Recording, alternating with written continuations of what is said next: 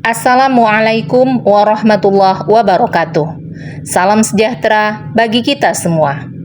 Saya Vera Marlendra MPD, Kepala SD Negeri 024757 Binjai.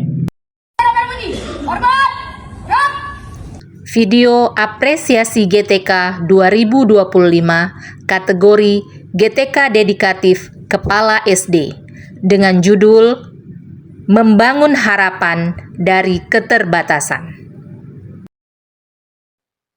Pendidikan merupakan fondasi utama dalam membentuk generasi masa depan. Namun, realitas di lapangan seringkali menunjukkan bahwa tidak semua sekolah memiliki kesempatan dan fasilitas yang sama untuk berkembang. Ada sekolah-sekolah kecil dengan jumlah murid terbatas yang menghadapi ancaman kehilangan eksistensi, bahkan ditinggalkan oleh masyarakatnya. Kondisi ini merupakan tantangan besar bagi kepala sekolah sebagai pemimpin pendidikan di tingkat paling dasar. Dalam situasi penuh keterbatasan, dedikasi seorang kepala sekolah diuji.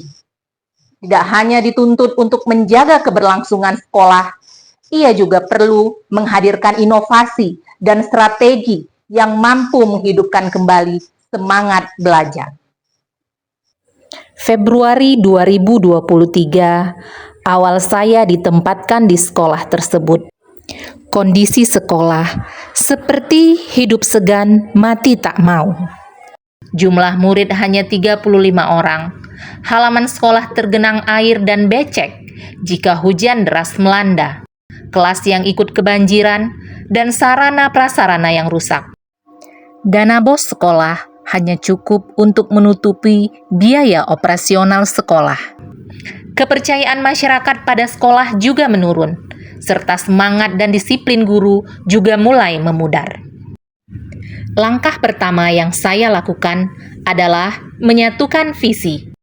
Melalui rapat mingguan dan coaching, serta pendekatan inquiry kolaboratif, kami sama-sama berdiskusi dan mencari solusi. Hal ini selaras dengan ilmu yang saya peroleh dalam pelatihan sebagai fasilitator daerah pembelajaran mendalam. Kolaborasi adalah kunci utama. Sekolah kembali hidup dengan program sederhana namun bermakna. 5S.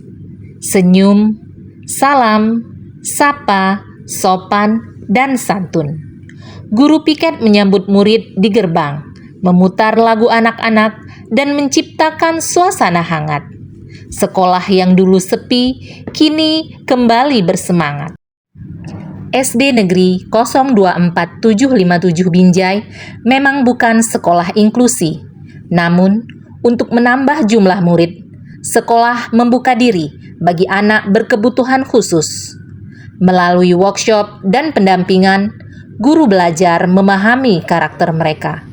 Kami belajar bahwa kasih sayang dan kesabaran adalah bahasa terbaik pendidikan.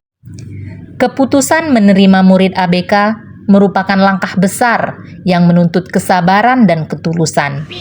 Saya menyadari tantangan itu, sehingga turut terlibat langsung dalam membimbing mereka. Ya, terus 3, Bu.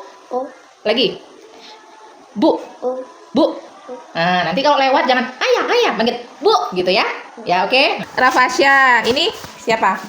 Pinter, Masya Allah. Coba Papa siapa? Nah, pinter. Lanjut lagi. Baik. Tenang. Astagfirullahaladzim. Siapa? Ya, bilang apa sama ibu? Ya.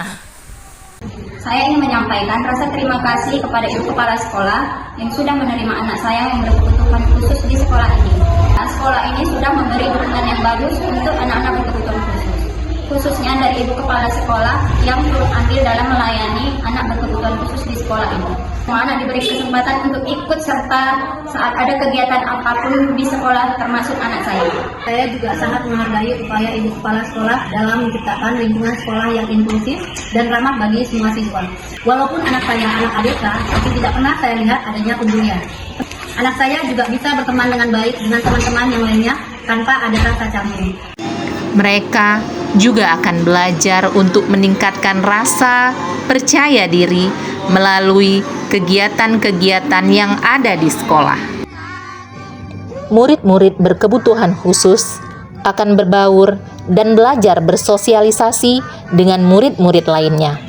Mereka juga belajar untuk meningkatkan kepercayaan diri melalui berbagai kegiatan di sekolah.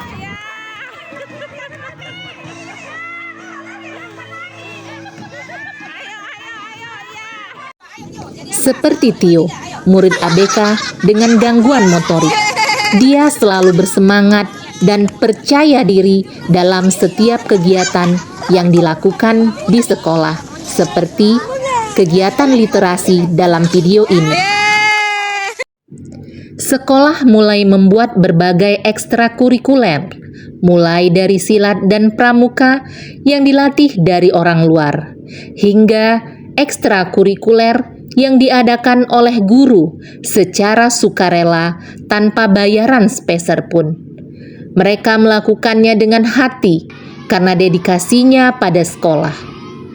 Selain itu, lahir program unggulan, program keagamaan terpadu yang menguatkan karakter religius siswa sesuai keyakinan masing-masing. Program sekolah lainnya seperti senam pagi dan literasi dilakukan pada pagi hari di halaman sekolah sebelum masuk ke kelas masing-masing.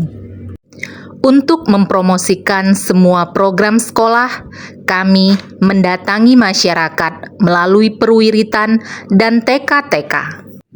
Untuk meningkatkan kompetensi guru, sekolah juga membentuk komunitas belajar sebagai ruang berbagi praktik baik dan ruang belajar sepanjang hayat. Sekolah juga mengadakan workshop peningkatan kompetensi guru di sekolah. Karena dana BOS yang terbatas, saya dan para guru berinisiatif mengumpulkan uang pribadi untuk memperbaiki halaman sekolah. Namun, dana yang terkumpul masih sedikit. Dengan persetujuan para guru, saya berinisiatif membuka donasi bagi para wali murid, masyarakat, dan donatur melalui media sosial. Akhirnya, dana itu pun terkumpul dan dapat digunakan untuk perbaikan halaman sekolah. Halaman yang dulunya banjir dan becek, kini sudah kering dan nyaman. Para murid bisa melakukan berbagai aktivitas di halaman dengan perasaan nyaman dan bahagia.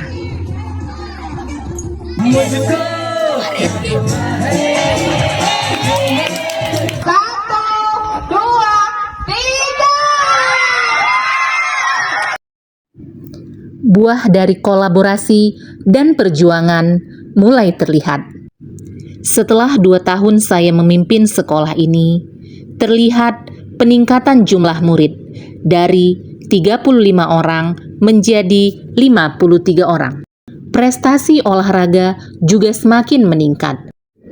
Rapor pendidikan sekolah juga semakin membaik, bahkan memperoleh BOS kinerja. Dari sinilah sarana prasarana mulai dibenahi. Semua kelas juga sudah dialiri listrik. Para guru bisa memanfaatkan digital dalam pembelajaran. Proses belajar mengajar menjadi lebih atraktif. Semua ini berkat kerjasama dan ketulusan seluruh warga sekolah.